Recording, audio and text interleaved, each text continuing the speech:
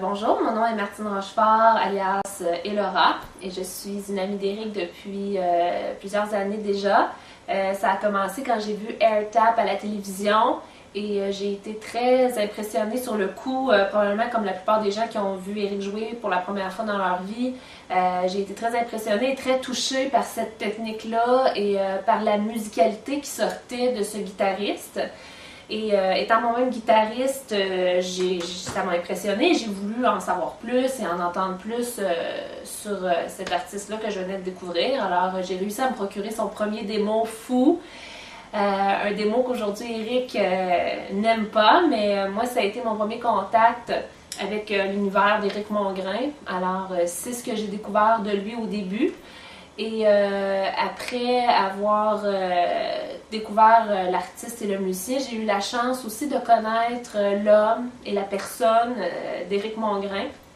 Je dirais que dans ma vie, c'est lui la personne qui m'a le plus touchée, que ce soit sur le plan musical, professionnel, que sur le plan personnel. Tout d'abord, moi je suis enseignante en musique et Éric, il a une sensibilité et une musicalité que je n'ai jamais retrouvée chez d'autres musiciens. Des musiciens, j'en ai beaucoup côtoyé, j'en côtoie encore à tous les jours, mais jamais j'ai retrouvé chez une autre personne et chez un autre musicien la sensibilité puis la musicalité qui se dégage de la musique d'Éric, la musique qu'il a réussi à composer. Alors pour moi, c'est vraiment un grand artiste dans tous les sens du terme. Aussi, Éric, c'est un artiste dans toutes les sphères de sa vie. Comment il pense, comment il écrit dans ses valeurs, toute une profondeur chez lui. Si je pense par exemple à ses titres de composition, vous le savez pas, mais Éric, il vous raconte sa vie avec ses compositions.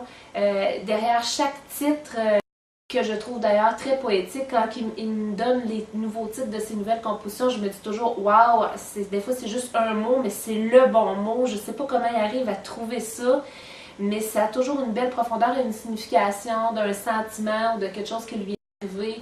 Et c'est toujours très artistique. Alors ça, j'admire beaucoup ça chez lui. Et évidemment, il a une créativité sans fin. Je suis jalouse de sa créativité, mais il travaille très fort aussi pour lui. Composer une nouvelle pièce, ça peut lui prendre des mois, tellement il fait l'effort de peaufiner et de pousser à son maximum sa composition. Pour lui, il ne faut pas que ça sente le réchauffer, là. Si ça sonne comme du déjà entendu ou quelque chose qu'il a déjà fait avant, c'est pas bon. Il va le mettre de côté puis il va commencer quelque chose d'autre, puis il va travailler là-dessus pendant des mois jusqu'à temps qu'il ait le sentiment qu'il peut pas pousser la composition plus loin. Alors c'est comme ça qu'il travaille, Éric. C'est un perfectionniste, il est difficile à satisfaire dans son travail. Il est difficile envers lui-même, il n'est jamais satisfait de ce qu'il fait et pourtant ses compositions sont pour moi des éclairs de génie vraiment. Et une autre chose que je pourrais vous dire par rapport à lui, c'est vous parler de son authenticité. C'est une des premières choses que j'ai remarqué chez lui, c'est que Éric n'est pas capable de porter un masque. Il me dit souvent moi, je suis pas capable d'être autre chose que moi-même dans la vie. Ben, c'est ça. Si vous rencontrez Éric Mongrain, c'est Éric Mongrain que vous avez devant vous.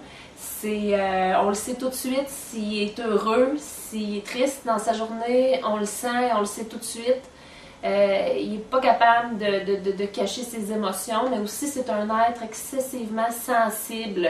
Je ne sais pas comment il fait, mais des fois il sent des choses à distance et je pense que c'est ce qui fait aussi de lui un aussi grand artiste, sa sensibilité et son authenticité.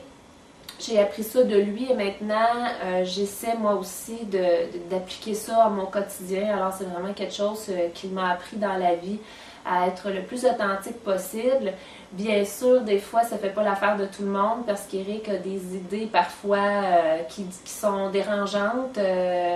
Il va penser des choses contrairement à 95% de la population qui pense autre chose, mais lui a son opinion, il y tient, il a son argumentation. Alors, on peut avoir des discussions très riches avec lui. Moi, j'ai déjà eu des très belles discussions animées. On n'est pas toujours d'accord, C'est avec lui probablement que je me suis le plus souvent obstinée avec toutes les personnes de mon entourage. C'est avec lui que je m'obstine le plus souvent. C'est lui aussi qui m'a vu pleurer le plus souvent. Eric et moi, on se parle tous les jours. On a une belle relation. Je tiens beaucoup à lui. C'est une personne très importante dans ma vie.